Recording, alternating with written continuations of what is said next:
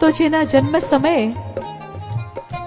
ઘરના આંગણે લક્ષ્મી પધારી એમ માનીને આખા ગામમાં જલેબી વેચી હતી, એ લક્ષ્મી આજે મહાલક્ષ્મી બનીને વેવાઈના આંગણે જઈ રહી છે.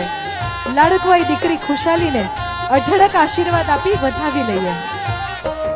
ઓઢી નવરંગે ચુંદડી, પાયે ઝાંઝરનો ઝણકાર, હાથે ચૂડલાનો રણકાર, માયામાં આવે મરકતા મરકતા મરકતા.